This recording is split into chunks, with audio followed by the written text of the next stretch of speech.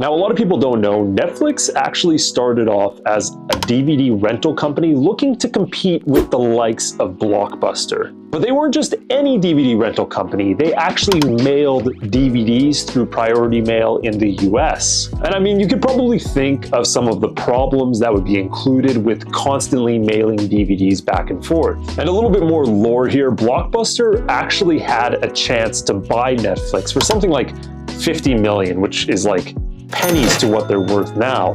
But they got laughed out of the room. And yet through all that, Netflix went from a dying business to the media tech giant that we know today. And I'd love to say that the unpopular choices that Netflix has made in the last few years has been the death of the streaming service. But unfortunately, all it's done is made them more popular somehow, which I think honestly is like the perfect example of where capitalism is now.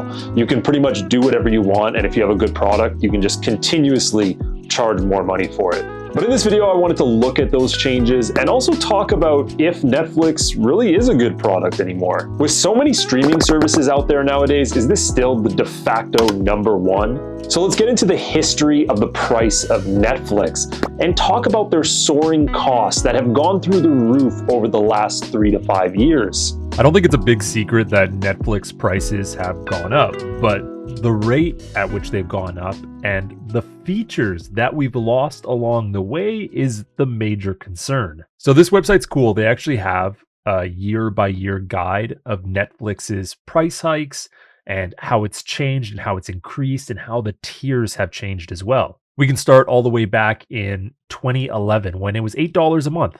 That's it. That's all you had to pay. And then another option in 2013 when they rolled out Netflix Premium, which was basically for bigger families, so more people could watch at the same time. And then multiple price hikes. And what you're going to see is a pattern of these price hikes. As Netflix grows in subscribers, they also increase their price. So I mean, I think it's pretty simple. As you grow your subscriber base, more people rely on your service and they really want to keep it, which justifies your price increases a little bit more. And at this time, to be fair, Netflix was licensing a lot of content. You would see more originals coming out, and some of those were extremely popular.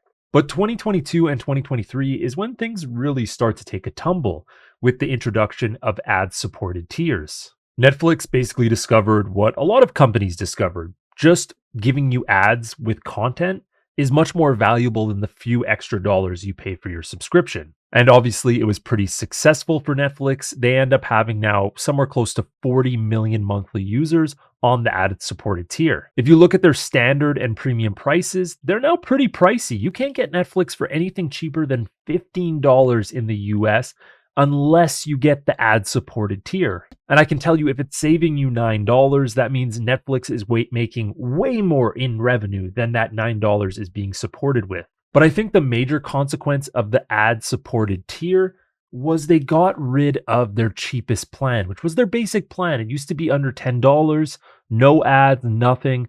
They eventually phased it out because they're like, why would we sell you that when you can go with the cheaper option, more ads? And if you've never seen this tweet before, you have to bathe in the irony of Netflix here. In 2017, when they used to boast, love is sharing a password.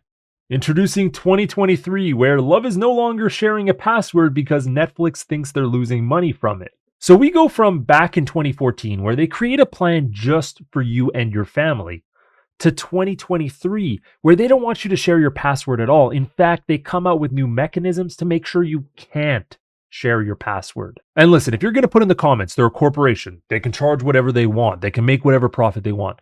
Let's look into what kind of profit they're making. Come on, let's check it out here for a second. Net income of 2021, 5.1 billion net income. 2022, 4.9 billion, little bit of a decline. 2023 saw a massive revenue increase with the implementation of some of the things we just talked about. To 2024, where they saw a 78% increase in quarter one ending in March 31st. They made $2.3 billion in quarter one. So I think it'd be easier to be okay with these changes if it also meant better service and more content and better content.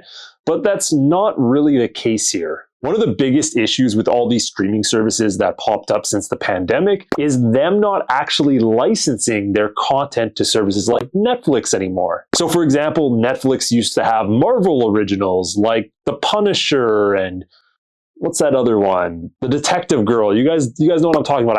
I really enjoyed that one. Daredevil. Daredevil was another really good one. But of course, now that there's Disney Plus, they just make their own originals, and they took those originals off. So now Netflix has to be creative on their own and make their own bad Star Wars ripoffs called Rebel Moon.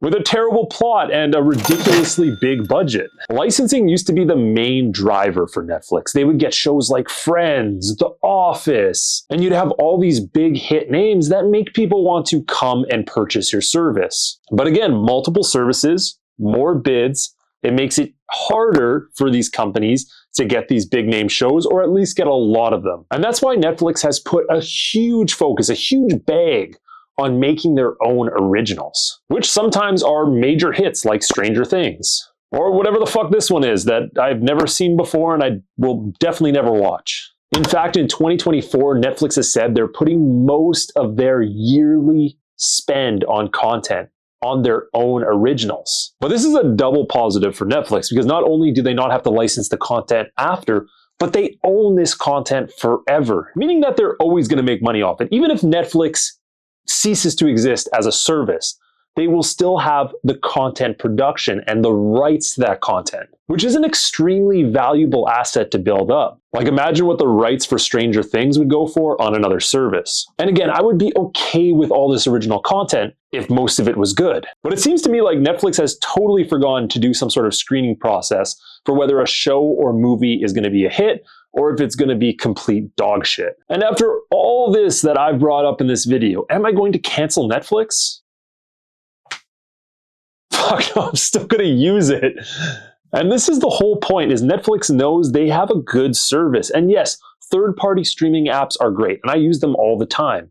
But people pay for convenience. They pay for easy to use. They pay for quick and efficiency. And that's something Netflix still offers. But I think Netflix does need a little wake-up call that you can only push so much before people will go over the edge and say this is just too expensive. Because at the root of everything streaming services should be, they were meant to be a replacement for cable, a cheaper, ad-free alternative to cable. Instead of having to sit on a channel for the next show or movie, you could just watch it right away. And although Netflix still does all that for now, it's becoming harder and harder to justify the price for the amount of content and the service you get. So I'm personally hoping Netflix comes out with some new features, something that just makes it a little bit more worth purchasing. But for now, let me know down below in the comments if you still have Netflix and what your favorite streaming service is right now.